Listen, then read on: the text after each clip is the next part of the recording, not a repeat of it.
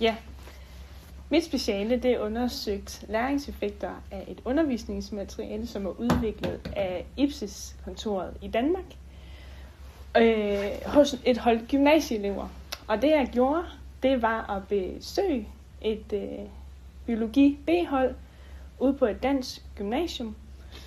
Det bestod af 15 elever, piger og drenge med forskellige studieretninger, og så skulle jeg ligesom undersøge, hvordan det her undervisningsmateriale det fungerede i praksis. Det gjorde jeg ved at lave nogle før- og nogle efter mindmaps for ligesom at finde ud af, hvad deres læringseffekt var før og efter det her 2 ugers forløb. Så supplerede jeg med nogle interviews og overværede også undervisningen igennem observation.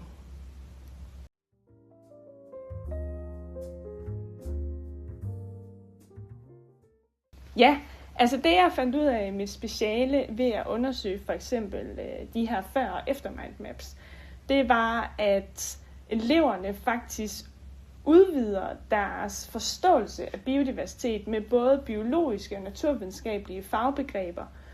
Men det, der ligesom også kommer til syne i de her efter mindmaps, det er, at mennesket har en rolle. Og det er for eksempel, at mennesket påvirker biodiversitet ved, at vi optager nogle naturarealer, men også, at vi ligesom har en politik, der ikke går ind og beskytter biodiversiteten. Det var noget af det, der også kom frem i de her efter mindmaps.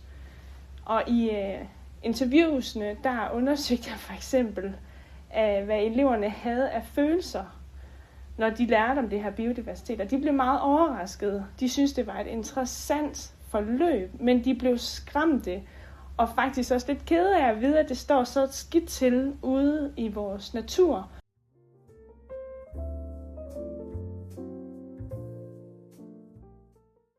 Jamen altså det, jeg finder ud af i min undersøgelse, det er, at eleverne er overrasket over, at der findes en biodiversitetskrise, og at den faktisk er menneskeskabt.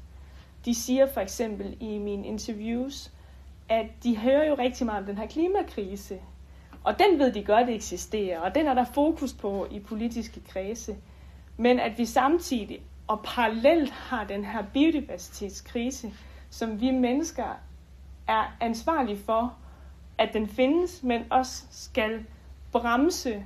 Det var en øjenåbner for eleverne, og interviews viser også, at de blev sådan på en eller anden måde provokeret og ærgerlige over, at der ikke er mere fokus på den i politik, eller faktisk også bare i deres dagligdag. At det ikke er noget, vi snakker om aktivt med hinanden.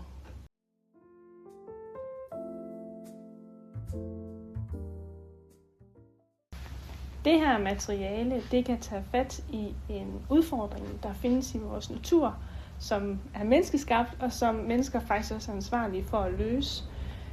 Det er et materiale, der engagerer eleverne igennem fagligt indhold, nogle klip, der er relateret til det her undervisningsmateriale, og også nogle elevopgaver, hvor eleverne får mulighed for at anvende deres viden i nogle diskussionsopgaver simpelthen.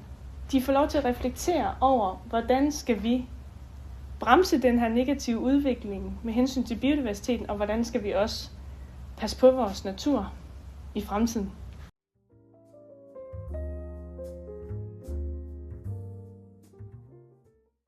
Det rammer gymnasieelever rigtig godt, fordi det tager fat i noget, der er aktuelt, og det er også noget, der faktisk rammer nogle krav, der stilles i læreplanen fra Undervisningsministeriet. Biodiversitet er noget, der skal være en del af gymnasieundervisningen i biologi, og det gør det her undervisningsmateriale. Og fordi undervisningsmateriale også kobler noget natur og noget miljø sammen med noget samfundsfag, så får vi den her tværfaglighed, som eleverne finder interessante Simpelthen fordi de kan se meningen med det, de bliver undervist i. Det er lige ude foran døren. Det er noget, der foregår lige nu, og det er noget, vi faktisk også skal handle på. Og på den måde rammer undervisningsmaterialet rigtig godt, både med dens indhold, altså både det faglige, men også fordi den har nogle elevopgaver, hvor eleverne på en eller anden måde får anvendt deres viden, som de får igennem undervisning, hvor de så skal diskutere omkring for eksempel nogle mulige løsninger på den her biodiversitetskrise. Eleverne kan simpelthen se meningen med at blive undervist i det her emne, og det tror jeg bare rammer helt vildt godt de unge mennesker.